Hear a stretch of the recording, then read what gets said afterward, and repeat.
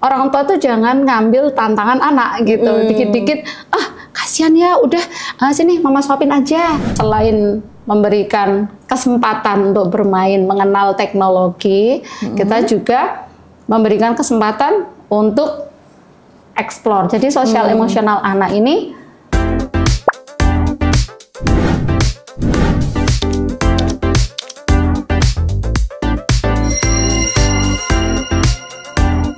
everyone, kembali lagi di channel Podcast Weekly Al-Abidin. Podcastnya Yayasan Al-Abidin, Inspiring the World, Shaping the Future. Masya Allah, kali ini Miss Eka akan membahas tema yang keren banget. Kalau biasanya kita bahas tentang efek positif dari dunia digital yang sedang berkembang ini, kali ini kita akan membahas sesuatu yang terkait dengan efek negatifnya. Karena di era digital ini, anak-anak itu kan sudah mulai terpapar dengan berbagai gadget ya, terus juga dunia digital yang tidak terbatas. Sehingga ketahanan emosional anak pun bisa jadi beragam. Mau tahu seperti apa sebenarnya ketahanan emosional itu? Miss Eka sudah menghadirkan di sini bintang tamu bersama Miss Eka dari KBTKII Al-Abidin Boyolali. Dialah Miss Ana. Hai Miss Eka. Halo Miss Ana, Assalamualaikum. Waalaikumsalam warahmatullahi wabarakatuh. Oke, Miss Ana, kita kali ini mau membahas tentang kemajuan digital ini. Ternyata nggak cuma ada sisi positifnya aja ya. Kita pengen bahas nih sisi negatifnya supaya pemirsa di rumah bisa aware, gimana seharusnya mencari solusi dari perkembangan digital yang sungguh-sungguh tidak bisa dibendung ini ya. Betul. Terus juga apalagi kita fokusnya ini di ranah anak-anak usia dini. Ya. Waduh, itu kan mereka nggak bisa tahu nih memfilter mana baik, mana buruk, mana harus ditonton, mana enggak ya kan. Tetapi mereka adiktif banget, nonton terus sampai kadang nggak mendengarin orang tuanya, gitu ya Miss. Terus bisa jadi ada efek-efek di psikisnya alias ketahanan emosionalnya. Mau tahu Miss Ana, ketahanan emosional itu sebenarnya apa sih?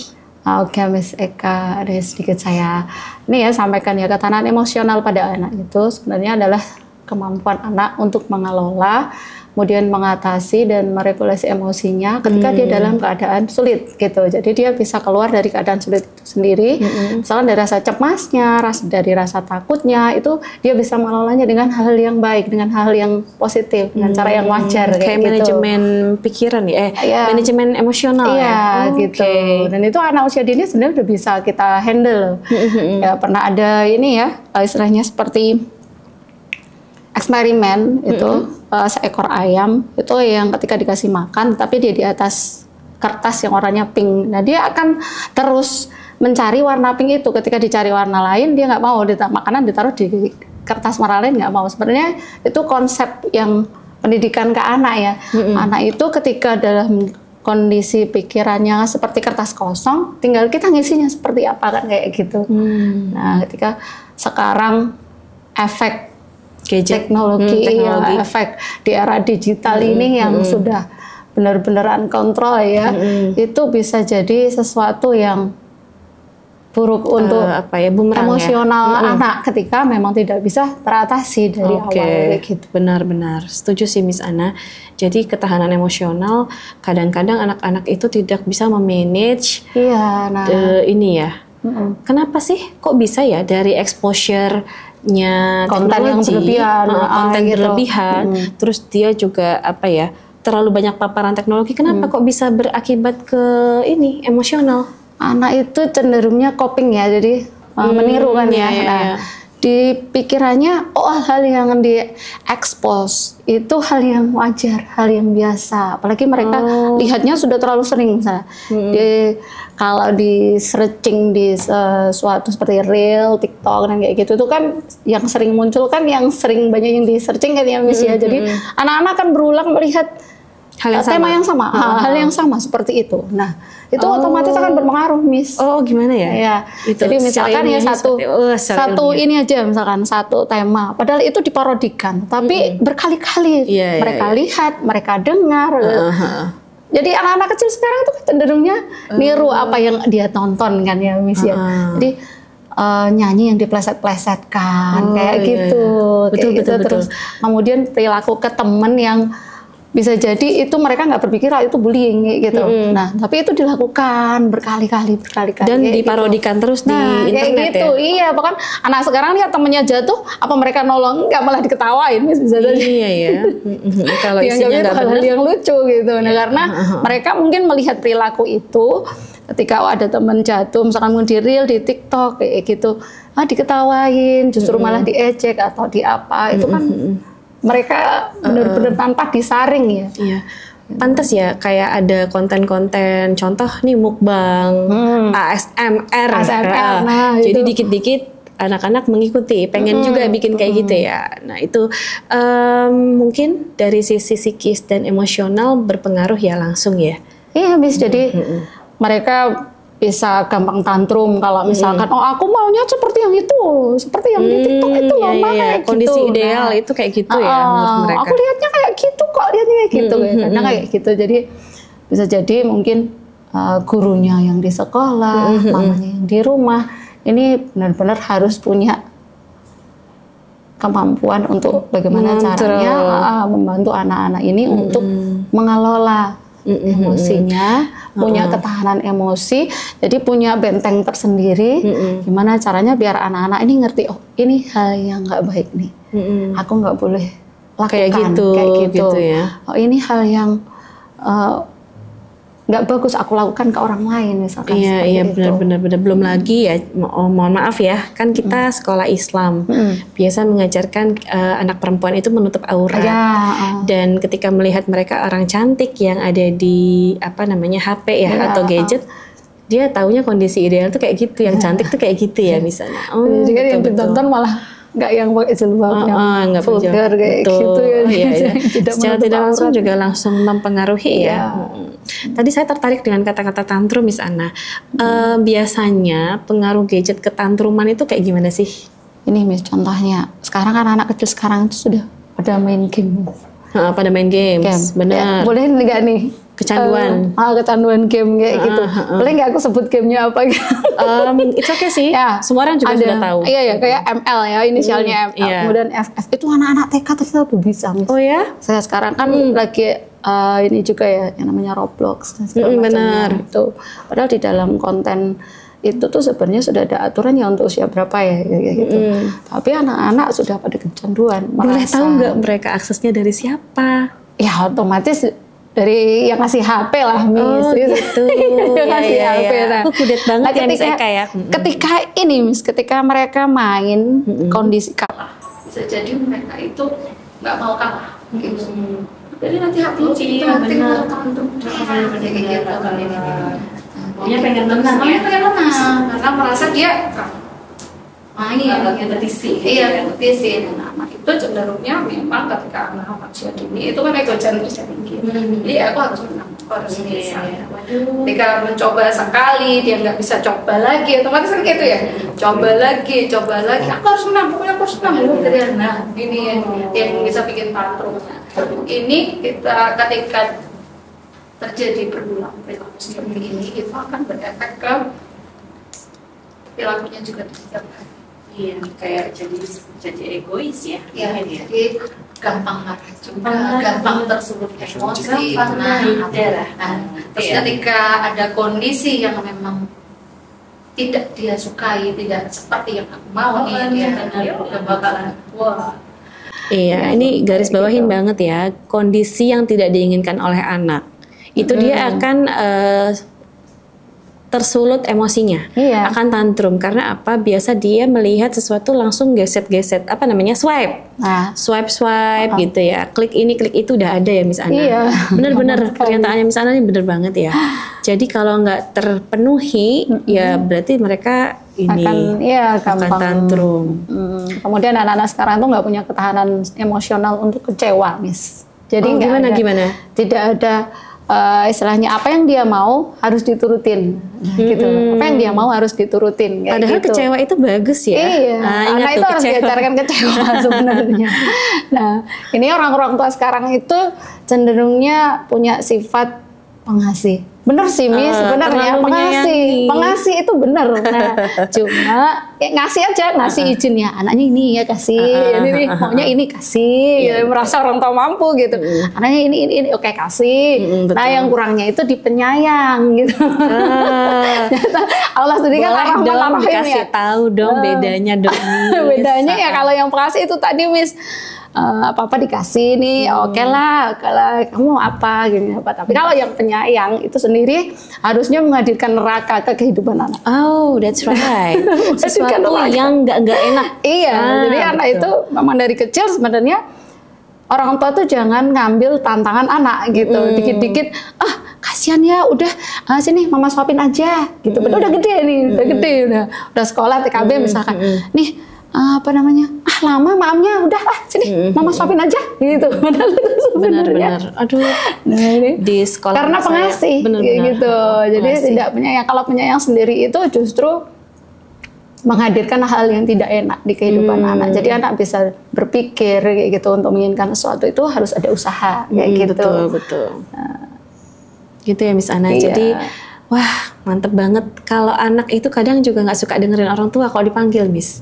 Kalau udah kecanduan game, bener nggak sih Miss? Iya. Nah ini ada satu tipsnya nih kalau jadi pendidik ya di sekolah. Jadi pernah kalau pengalaman saya itu memang saya kasih anak-anak saya kasih lihat apa sih efeknya ketika kita main HP terlalu lama by video kayak gitu ya, by video by video. Coba dilihat apa akibatnya kalau main HP terlalu lama kayak gitu. Terus kemudian anak-anak cenderungnya sebelum tidur kena paparan HP, padahal 1 jam sebelum tidur harusnya off mereka ya dari gadget, kemudian dari televisi dan segala macamnya kayak gitu.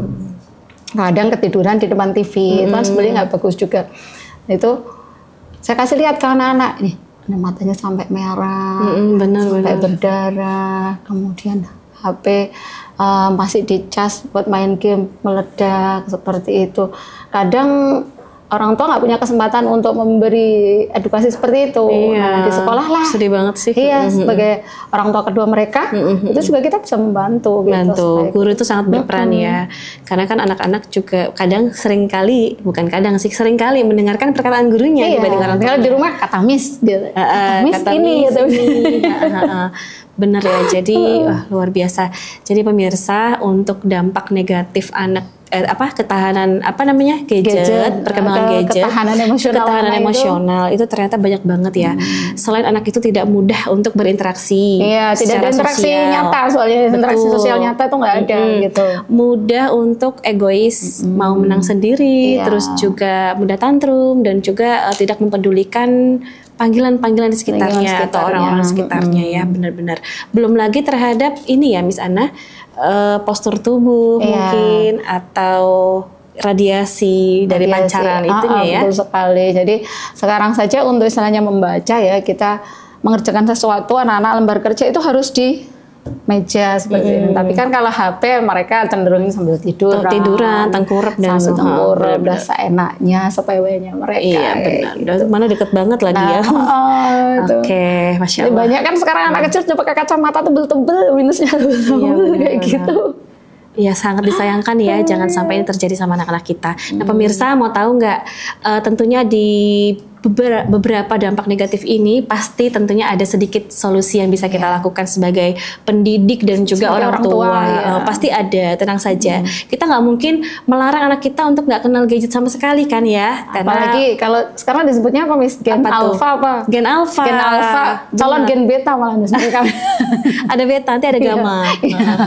Jadi gen alpha ini perlu belajar dari itu juga kan ya. Jadi harus ada sesuatu yang bisa menjadi titik tengah. Nah, mau tahu apa itu? Kita lihat dulu ya iklan-iklan berikut ini.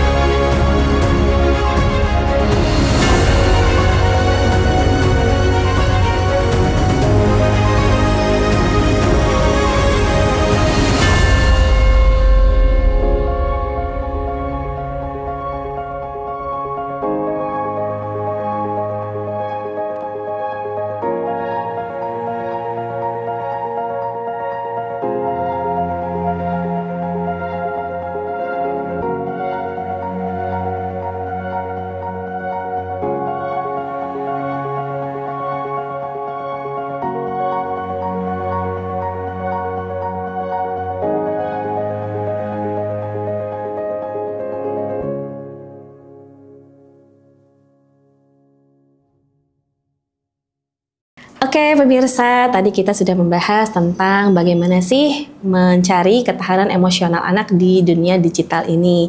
Nah sekarang tadi udah dipaparkan sama Miss Ana begitu banyak ya efek negatif dari paparan digital terhadap ketahanan emosional anak. Nah sekarang kita tanya nih sama Miss Ana, Miss gimana ya kira-kira strategi yang tepat atau solusi nih dari semua efek negatif yang tadi kita sudah sebutkan? Nah, ada beberapa yang bisa kita lakukan deh Miss. Yang pertama itu batasi waktu screen time-nya ya.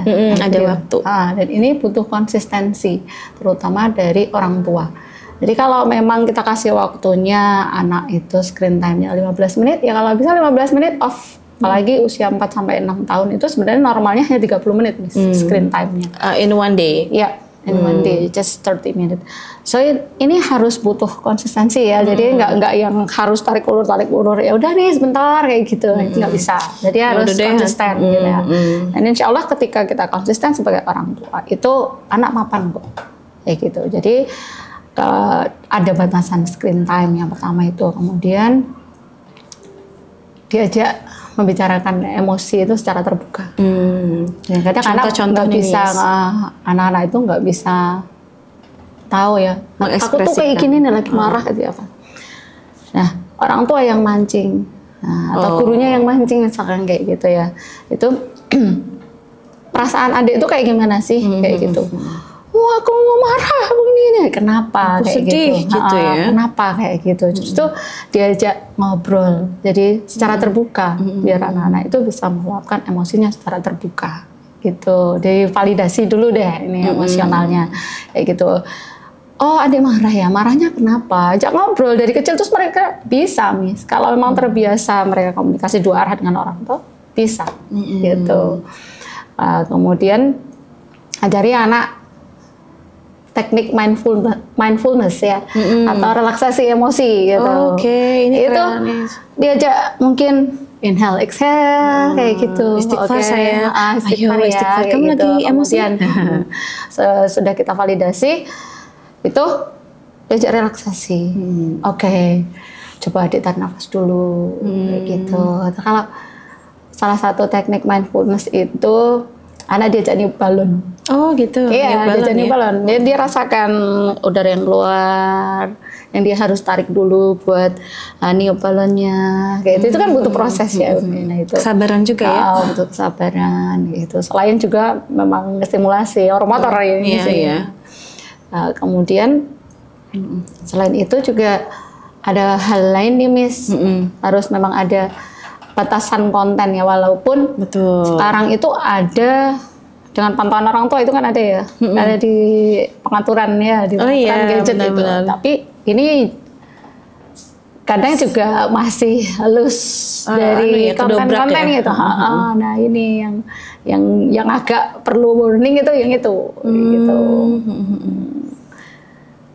Jadi orang tua juga perlu ya memilihkan konten-konten. Kalau nggak salah ada YouTube Kids tuh. Iya, ada itu YouTube bermanfaat Kids. Ya.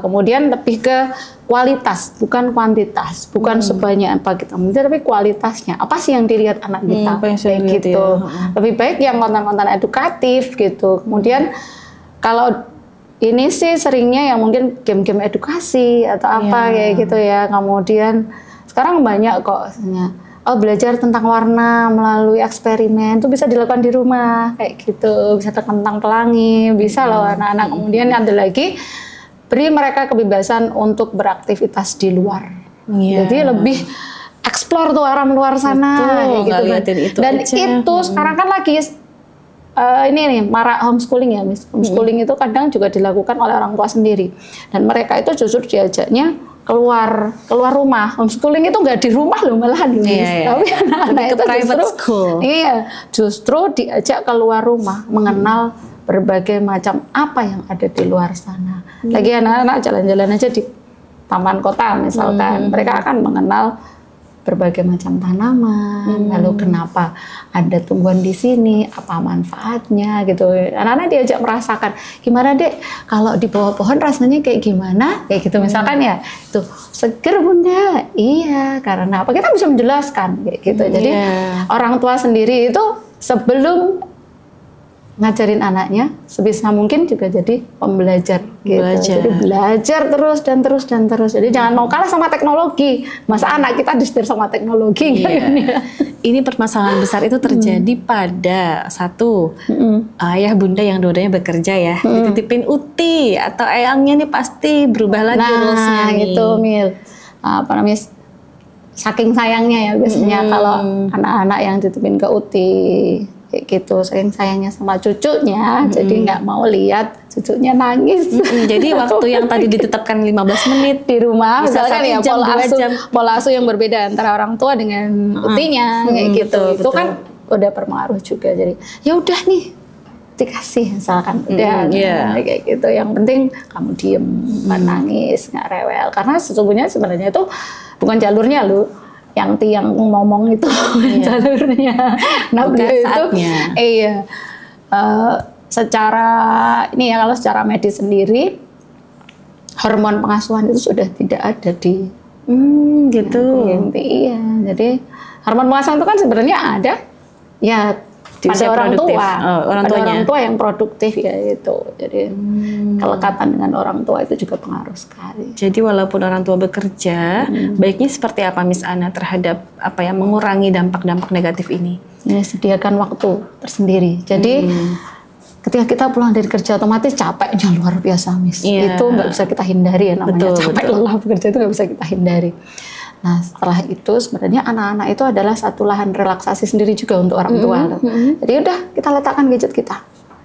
Kita letakkan, kita lupakan kerjaan yang tadi yang istilahnya dengan hiruk pikuknya dunia kerja, lupakan. Kita kasih waktu minimal 2 jam lah.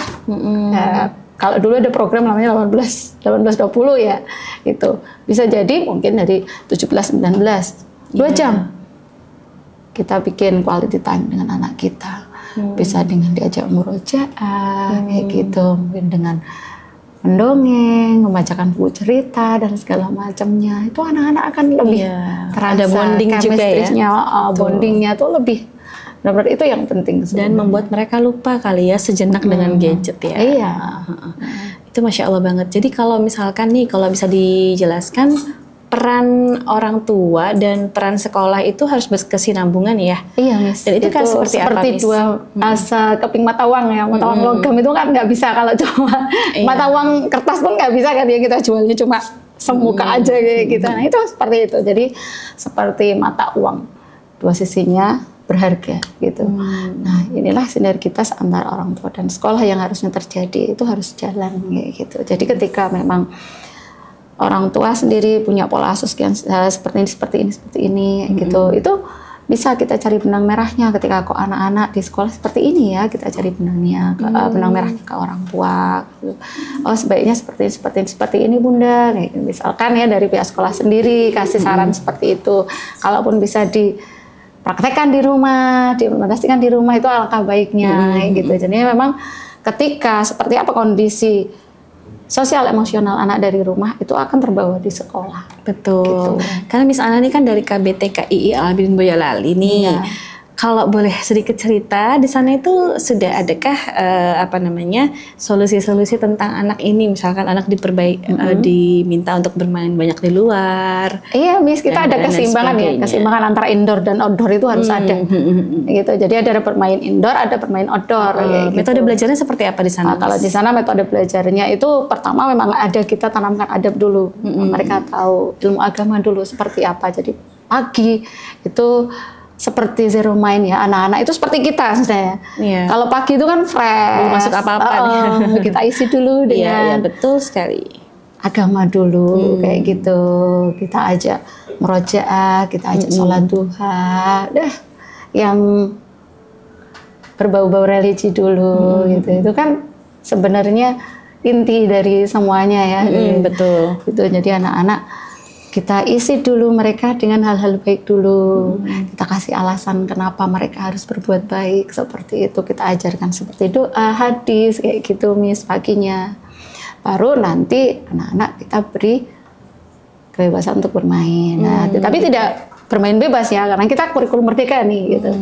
TKI sendiri itu sekolah penggerak ya. Yeah. Otomatis sudah mengimplementasikan kurikulum merdeka, tapi bukan yang bebas bermain, bebasnya. Iya, tidak, tapi bermain tetap dengan muatan. dengan bermain yang edukasi. bermuatan. Iya, jadi yang bermain yang bermuatan itu kadang kita di indoor, kadang juga di outdoor kayak gitu.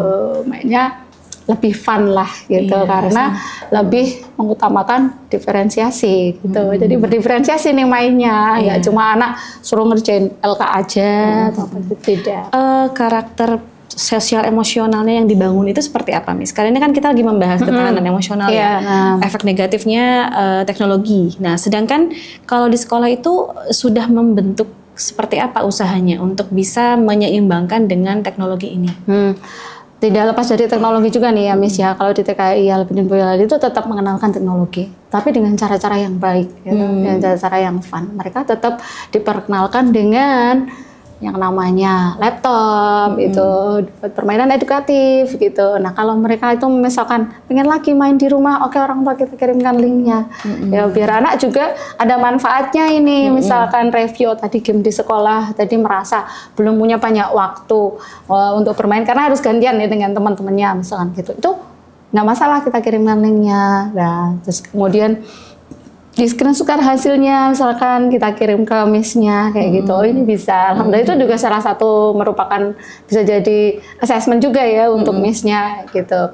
Nah, kemudian selain memberikan kesempatan untuk bermain, mengenal teknologi, kita juga memberikan kesempatan untuk explore. Jadi sosial emosional anak ini seimbang gitu, tidak hanya mengenal dari satu sisi kayak gini, tapi dia juga bisa mengenal hal lain gitu, mengenal bagaimana berinteraksi dengan teman sebaya, ya bahkan dengan unsur sekolah yang lain kayak Pak Satpam, kayak cleaning service harus bagaimana, sama bude-bude catering harus bagaimana. Mereka alhamdulillah ketika marah di sekolah ya, misalkan sosial emosional lagi nggak bagus nih, lagi mood swing dari rumah. Alhamdulillah kalau di sekolah itu mudah, Miss.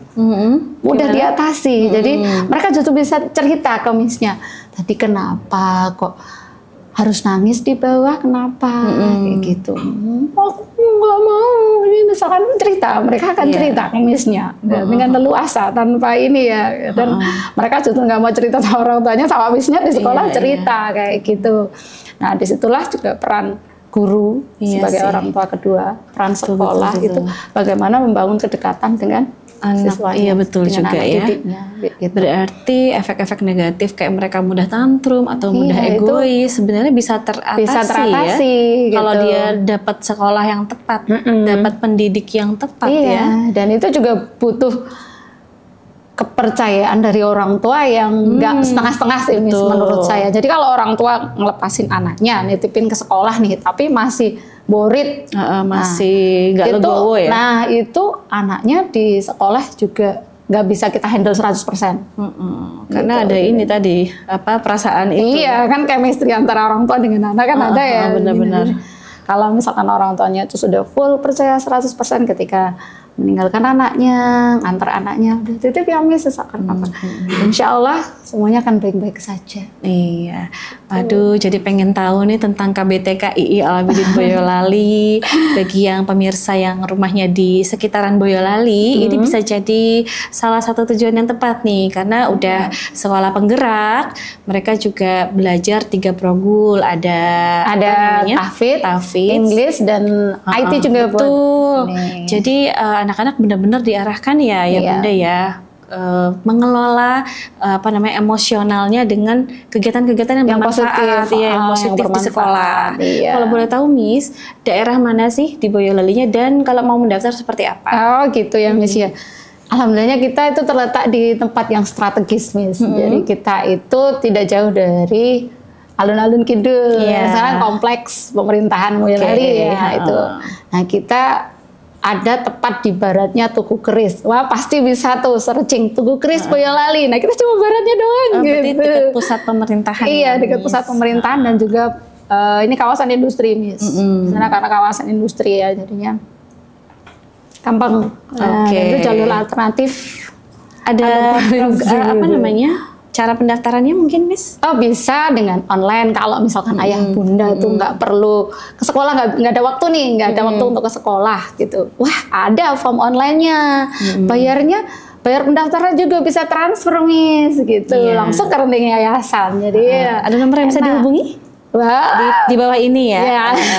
Ada. Tadi sudah siapapun bisa nanti dihubungi ya, silakan. Nanti kalau misalkan pengen tahu seperti apa sih kegiatan di TKI Al Abidin Boyolali, wah bisa stalking IG kita, stalking IG-nya YouTube aja. kita, Facebook kita, gitu. Betul. Jadi sosmed kita aktif sekali. Kita sebagai pendidik perlu mencarikan benar-benar pendidikan yang terbaik ya, pemirsa, untuk anak-anak kita, supaya efek-efek digital ini nggak terlalu berdampak negatif kepada anak-anak kita. Sekolah itu salah satunya untuk itu, Miss. Jadi kenapa kok sekolah di usia dini gitu ya? Salah satunya adalah menanggulangi untuk itu ya, menahan mereka dari itu. Selain memberikan aktivitas ruang gerak ke anak yang lebih bebas ya, jadi tidak hanya terpatok dengan gadget. Kalau di rumah kan otomatis kalau misalkan orang tuanya bekerja, TV, nah ini gadget, YouTube-nya layar gede gitu. Layar gede. Wow, paparannya luar biasa. Iya, salah satunya ya mengatasinya dengan sekolah tentunya. Betul. Jangan sampai interaksi dengan orang tua juga terbatas ya. Nah, wah, itu kita sayangkan sekali ya. Miss Ana, makasih sekali ya ngobrol-ngobrol asiknya hari ini, itu mendaging semua nih, Masya Allah. Alhamdulillah. Untuk orang semoga tua bermanfaat ya untuk orang tua dan juga kita sebagai pendidik juga sebenarnya harus bersinergi dengan orang tua gitu. Jadi seperti apa sih pola asuh di rumah itu juga sedikit banyak akan berpengaruh dengan bagaimana cara handle kita sebagai pendidik di sekolah gitu. Jadi kita bisa mengenali karakteristik anak. Gitu. Nah, dari situlah pendidik itu mampu mengatasi bagaimana sih anak ini kalau waktu marah itu seperti apa, senangnya seperti apa, senangnya apa, kayak gitu. Kalau kecewa gimana ngatasinya. Nah, ini butuh kedekatan dengan orang tua juga kan. Iya, jadi betul sekali. gitu. Masya Allah, terima kasih sekali Miss Ana perbincangan kita hari ini. Jadi pemirsa, membangun ketahanan emosional anak di era digital ini adalah proses yang berkelanjutan ya. Dan tentunya tidak lepas dari peran serta orang tua dan juga pendidiknya, sehingga anak-anak kuat dan sehat untuk menghadapi tantangan digital. Semoga anak kita menjadi anak yang solih-solihah. Amin ya rabbal alamin. Sekian dulu Weekly Podcast kali ini. Masya Allah, pembicaraan kita untuk pekan depan pasti tentunya ada tema-tema yang menarik lagi. Siapa ya bintang tamunya? Kalau gitu pantengin terus setiap pekannya di Weekly Podcast Yayasan Al Abidin, inspiring the world, shaping the future. Assalamualaikum.